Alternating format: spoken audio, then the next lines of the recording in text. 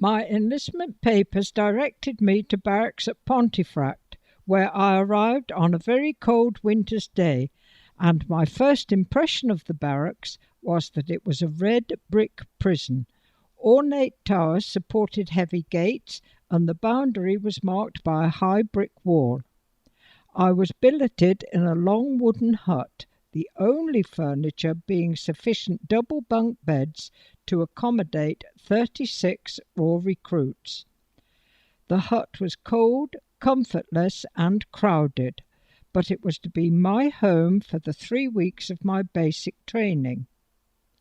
It was said that basic training would either make or break a raw recruit, and by the end of the first week I knew why. Both arms were very painful as a result of vaccination and inoculations. My feet were blistered from the army shoes. Every muscle felt as though it was being taken through the physical fitness torture chamber, and my head and ears rattled from the screamed out orders of the drill sergeants on the parade ground. But by the end of my second week, things were much improved, and I felt I could quite enthusiastically obey every order I was given, even though some of them seemed quite stupid. During this second week, I had to take what was known as the IQ and aptitude test, the result of which would decide where I could best be placed within the service. And when the result came through, I was delighted to know that I had been selected for the then secret science of radiolocation, as it was then known. That term was later altered to radio direction and finding, which in its turn became radio direction and ranging, which easily formed the word radar, and was already being used by American troops. It was adopted by us in mid-1943. I was then transferred to a Royal Artillery radar training base at Oswestry. Here I was given battle dress uniform, including heavy boots, gaiters, padded leather jerkin to keep out the cold, a rubberized cape to keep out the rain, and 2 khaki metallic-style denim overalls. Battle dress uniform would be standard unless going off the premises. I was collectively enrolled into the Secrets Act and told that all my mail would be censored.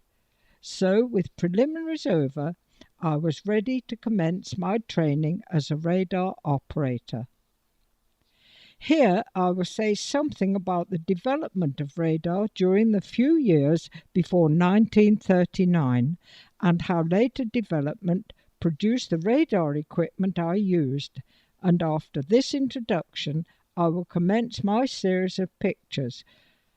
Robert Watson Watt, a physicist, had successfully been tracing storm clouds by radiolocation and submitting this information to the Air Ministry, who, along with the government, was very concerned about the rise of Hitler's Germany.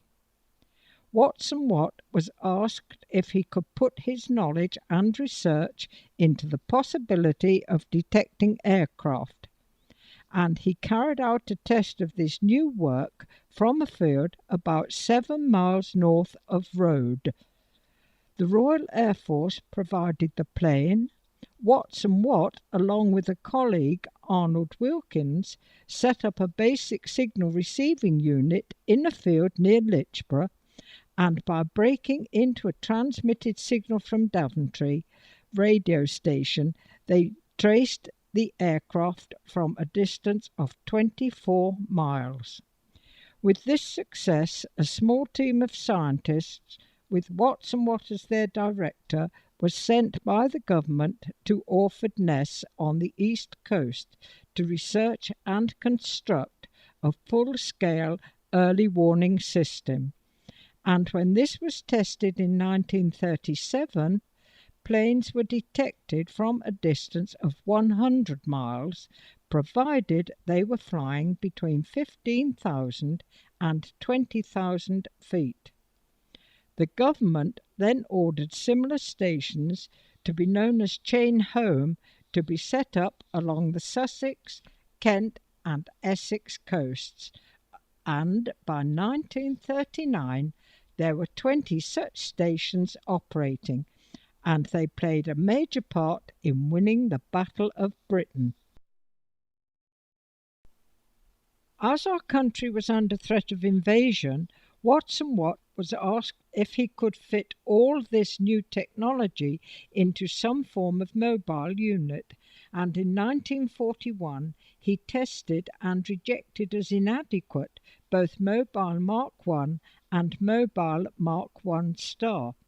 But with extra time running into 1942, he tested out Mobile Mark II, which did everything expected of it, and it was on this Mark II version I trained and operated on my action station. I now begin my sequence of pictures covering Watson Watt's achievement. After many attempts, the breakthrough came when he used a cathode ray tube to record the incoming signal from an aircraft, and here he is pointing to the window of the cathode ray tube in the receiver. The unit relied on heavy-duty valves, which can be seen in close-up with a cathode ray tube lying to the left. Next we see the transmitter unit. This again was a large piece of equipment with many switches and dials. The sketch of the trial at Lichborough was made at the time by Arnold Wilkins. The research station was Bawdsey Manor, where the first chain home station was developed. To close this sequence is the monument to that first achievement, and it is sited just off the roadside in the field at Lichborough.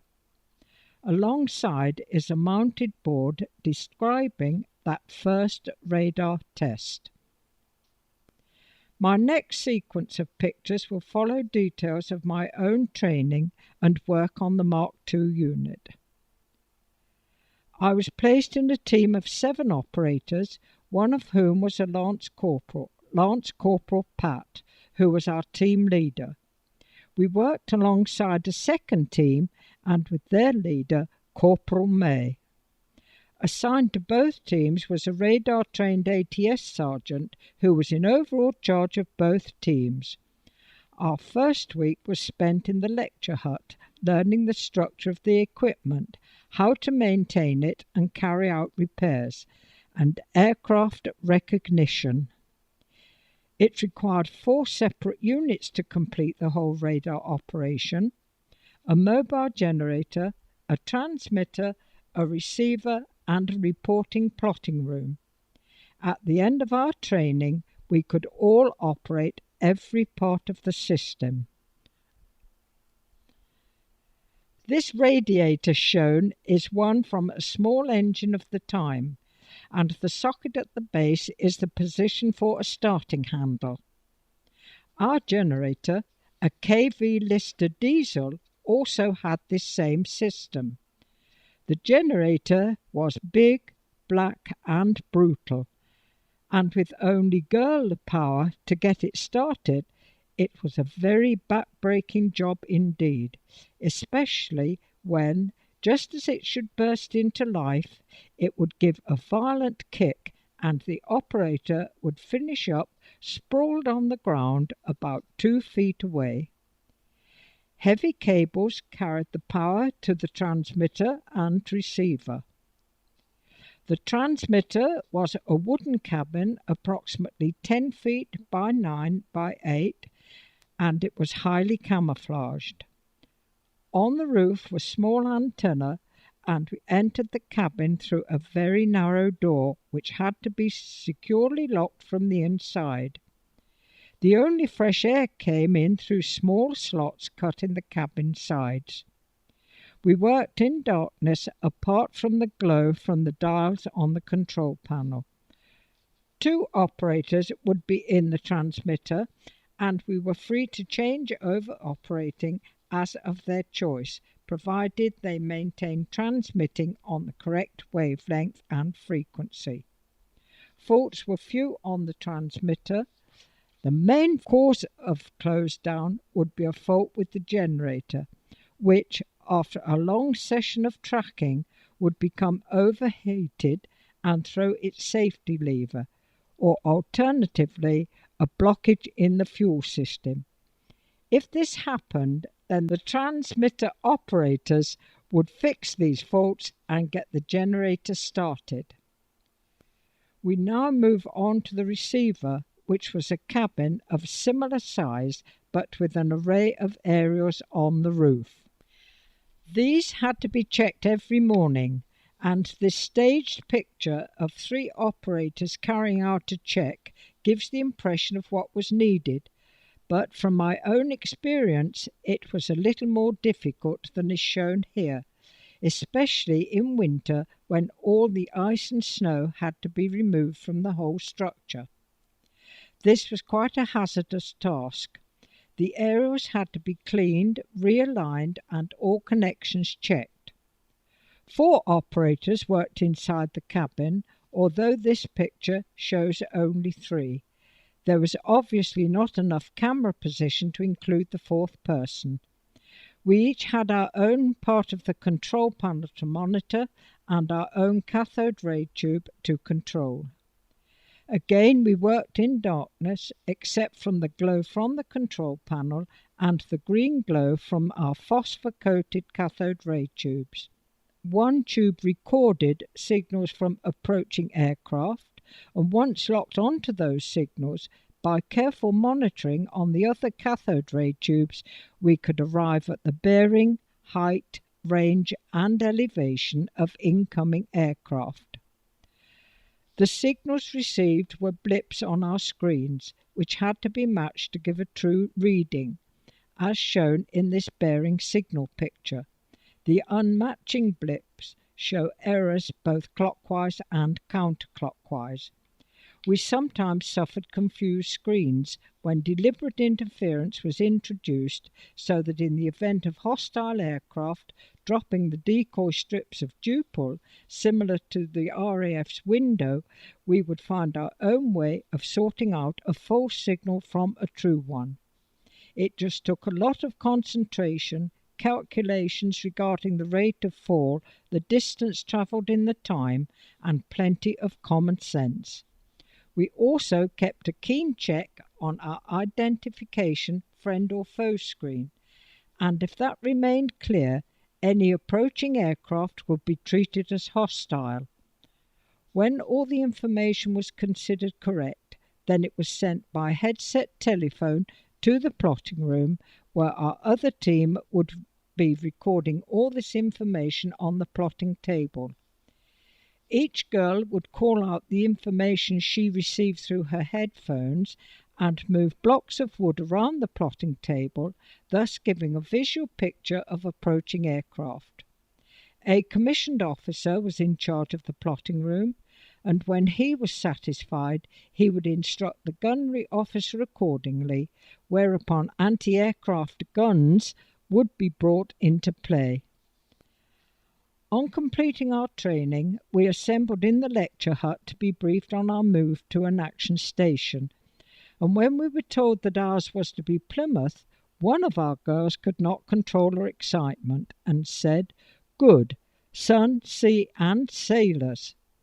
I quite thought the officer would call for silence in the ranks, but he allowed himself a smile and continued with our travel arrangements. Perhaps he felt he was no match for a group of young, enthusiastic, newly qualified ATS radar operators. So, on the following Monday morning, with Sergeant Joan in charge of both teams, we set off from Oswestry Station on our journey to Plymouth, arriving at approximately 15:30 hours. A driver with an uncovered lorry met us at North Road Station to take us on the last part of our journey up to our battery headquarters, 2 miles beyond the eastern boundary of the city, which was already in ruins. Plymouth had been ruthlessly bombed during 1941, as the bomb map shows, but had been spared during most of 1942. However, the city had been targeted again. There had been a raid about 10 days before our arrival, and clearing up was still being done and craters filled in. Our driver eventually arrived at the eastern boundary, where we crossed over the River Plym, and passing RAF Mountbatten, the Sunderland flying boat base, he began to coach his lorry up the very steep cliff road to Battery Headquarters, which was situated on a cliff-top plateau known as Staddon Heights. The approximate position is at the right-hand lower corner of this map, but unfortunately not shown. On looking back the way we had come, we had a wonderful view over the Sound, and almost as though on cue, we watched a Sunderland flying boat come in to touch down on Catwater, the estuary of the River Plym, where it began to taxi towards its mooring bay. Sunderland flying boats soon became a familiar sight, as they were engaged in the Atlantic submarine patrols. On reaching the summit of the cliff road, our driver set us down on the landward side in a field with about 6 Nissen huts spaced about it. This was the ATS domestic quarters, so we were now officially part of 144 Heavy Anti-Aircraft Mixed Rocket Battery. The remainder of the battery was positioned between the ATS quarters and the cliff edge. Everything was crowded together, as there was little room on this cliff-top plateau. I have included the battery photo call, which indicates how near the Nissen hut on the right is to the rather fragile-looking wooden building, which was the only wooden structure. All other accommodation was Nissen huts. This wooden building had to accommodate a number of sections of the battery, including the commanding officer's office, administration office with telephonists and clerks, medical unit and casualty bay, officers' accommodation, and numerous sundry units. Along the cliff edge and behind this Nissen hut were 5 chain home pylons, and a short distance away were our 64 twin-barrelled rocket launchers, with 2 of our heavy anti-aircraft guns near them. A little too close for comfort were the concrete ammunition bays and the gunnery officer's control room. We were to stay at battery headquarters for the Monday night of our arrival and the following night, because our radar site, strategically placed in isolation about half a mile away, was operated by men who during Tuesday would go through the necessary procedures for transfer to other units. We were taken down to the radar position for a brief visit, just to familiarise ourselves with its layout. We were not impressed. However, during that Tuesday night, we were roused from our beds and ordered to go out into the slit trenches. So, putting my battle-dress trousers and tunic on over my pyjamas, pushing my feet into my boots, grabbing my gas mask and ramming my tin hat on my head, I ran the few yards across the grass and leapt down into the slit trench. I do not know whether I was numb from the cold, fear, or just being awestruck. Our area was illuminated by flares. Incendiary bombs had caused fires around us. Searchlights from the north of the city were weaving patterns in the sky. Barrage balloons were coming down in flames. Our rocket launchers and our second set on the opposite side of the Sound were screaming shells into the sky, and all our heavy guns were blasting away as quickly as they could be loaded. The raid lasted for about 2 hours, and we saw 4 enemy bombers crash, one in flames into the city of Plymouth, one in the rural area behind the battery, and 2 came down in the sea. Some of the crews were rescued and taken prisoner. At breakfast, we all talked of the raid, and it was wondered why Plymouth had suddenly been targeted after such a long respite. And I think the answer lies in the Luftwaffe spy picture, which, although undated, must have been taken after the mobile radar unit and the rocket launchers had reinforced the Plymouth defences during 1942. The prime targets are marked by the letters of the alphabet. A is RAF Mountbatten at the mouth of the River Plym. B, my radar site encompassing battery headquarters. E, our second set of rocket launchers on the other side of the Sound. The inner targets are fuel tanks, electricity and gas supply stations, railway yards, coal stores, etc. We waited at BHQ until we received the message that the men were leaving the radar site, known only by the code Z4. So we were then taken by lorry to our new base. The site was just an ordinary field that had been taken over to accommodate a radar unit and was positioned at crossroads known as Ridge Cross.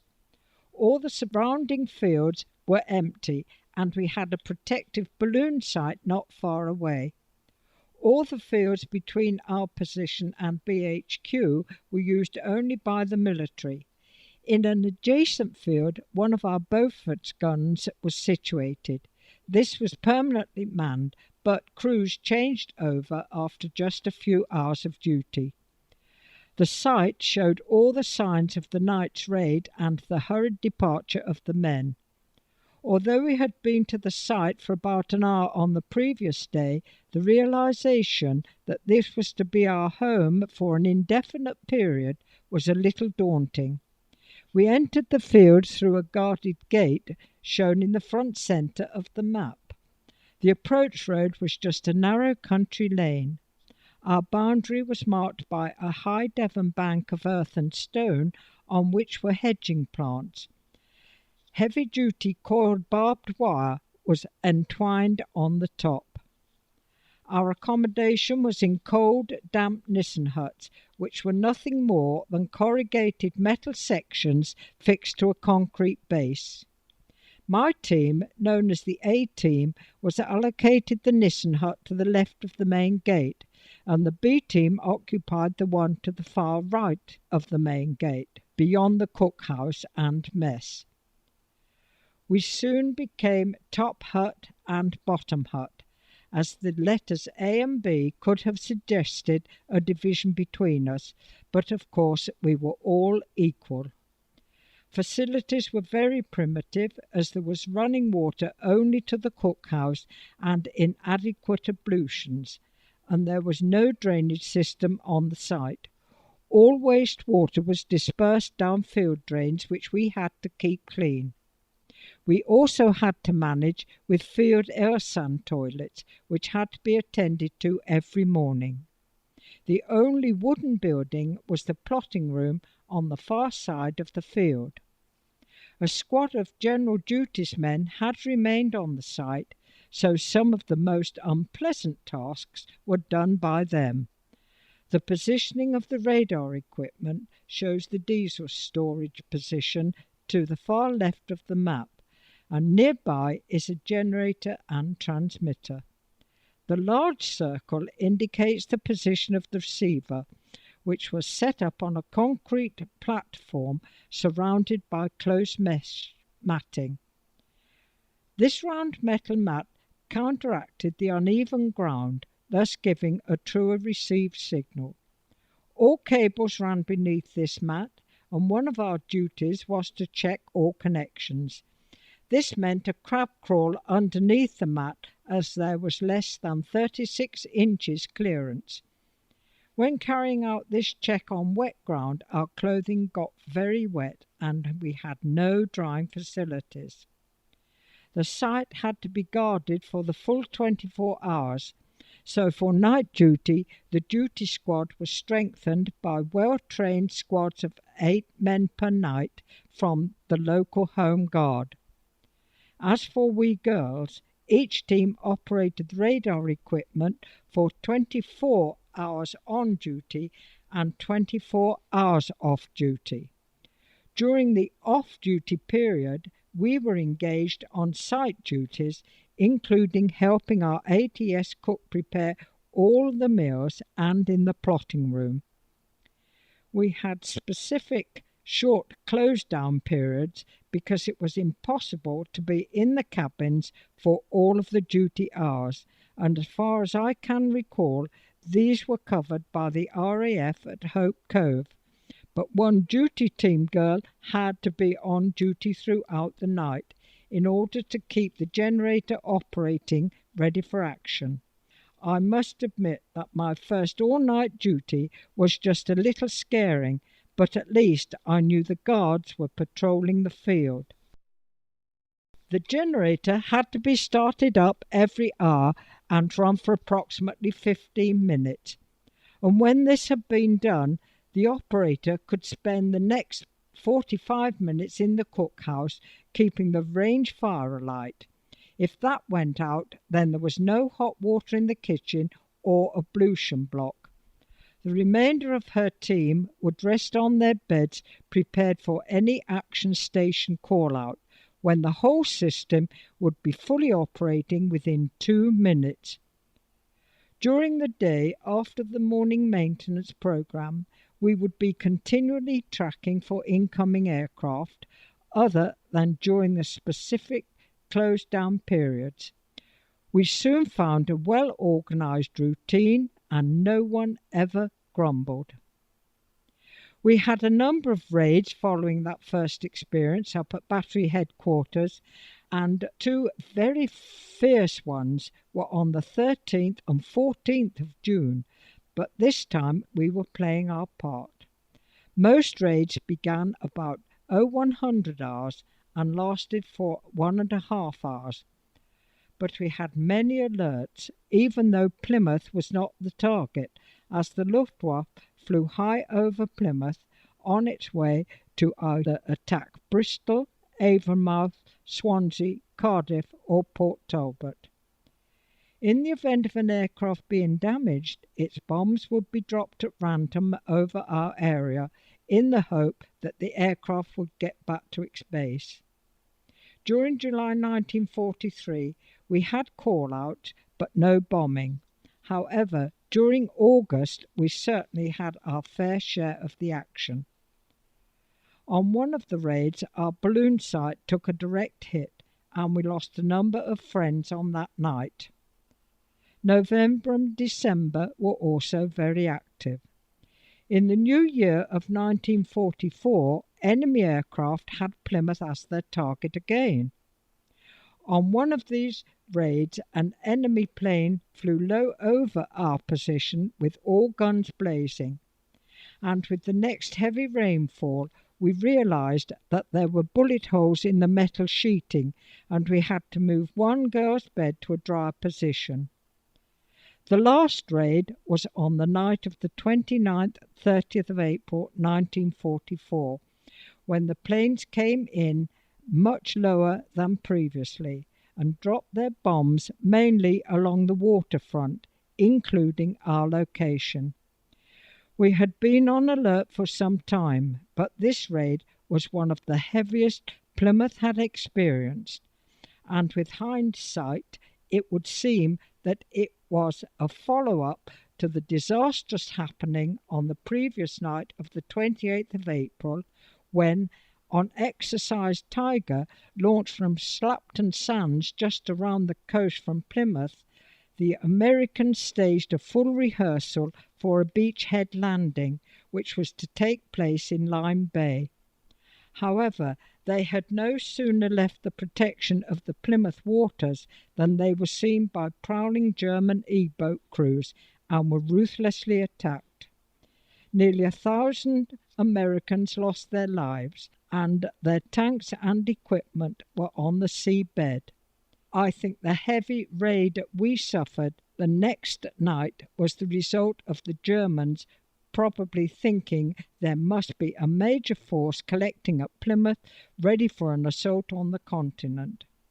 It was not until mid-May that the rivers Plym and Tamar were mooring assault barges and equipment, and Royal Naval vessels appeared near Drake's Island. Everyone knows of D-Day on June the 6th, and all the assault barges and escort ships had left the Sound by dawn.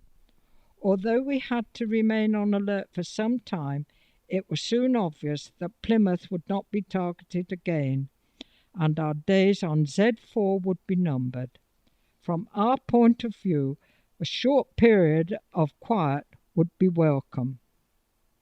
Our radar equipment was sent onto the continent in late October, and my team was shortly transferred to the Royal Army Pay Corps at Kidderminster. The group photograph shows us leaving for Kidderminster.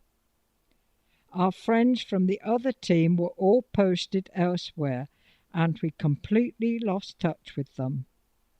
At Kidderminster, we were told to report to a mini mansion on the outskirts of the town, so we now looked forward to real bedrooms and bathrooms, but this was not the case.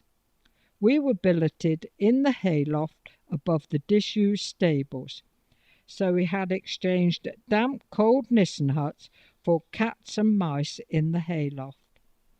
Our workstation was the semi-derelict carpet mill in the town, and if there had been a health and safety executive then, they would have had a field day. It was from this old mill in Kidderminster that we were all demobilised just before the new year of 1946. We promised to keep in touch with each other every year, which we have done, although our numbers are now shrinking. The first set of pictures shows the reunion which was held in Worcester in 1981, and the second set shows a reunion at Bournemouth in 1991. Both were in honour of special birthdays. However, transferring to Kidderminster was not my last association with Plymouth, for in May 2006 our two sons took my husband and me down to Plymouth to visit old haunts, and we began by visiting my radar field Z4. It was so peaceful to see all the wildflowers and no buildings at all, as it is now part of a large playing field of 3 football pitches. The corner kick marking is just where the diesel store was. My thoughts at that moment were rather emotional. We walked all over the field, and I was able to point out exactly where everything had been positioned. We even found the little iron gate that we used every day when going up to battery headquarters. The entrance gate off the narrow road had been filled in with hedging, but by carefully moving away the undergrowth, we found the original curbstones to that gate. The road, though, is no longer a pretty country lane, but a road widened to take today's traffic. We then moved on to battery headquarters, where only one chain home pylon remains, but only damaged by time are all the concrete ammunition bays and the gunnery officer's control room. We ended the day by visiting Slapton Sands, where one man's achievement has provided a memorial to those Americans lost on Exercise Tiger.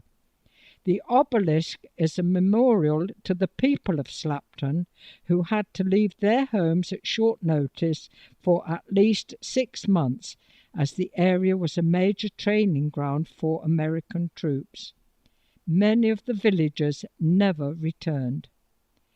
The American memorial is the Sherman tank raised from the seabed, and apart from the sound of the waves washing the beach, there was absolutely no sound.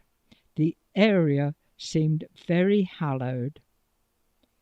Thus to the conclusion of this narrative. I had spent approximately 3 years in the ATS, and my last picture shows Pontefract Barracks, now a major business park, where I spent my first day in uniform, and the Kidderminster Mill, where I spent my final working day in the uniform of the ATS. I have many memories of those years, some happy, some sad, and some even bordering on the hilarious, but the ones I treasure most are those when I played a very small part in the defence of Plymouth as a young radar operator based on that primitive isolated field known only by the code Z4.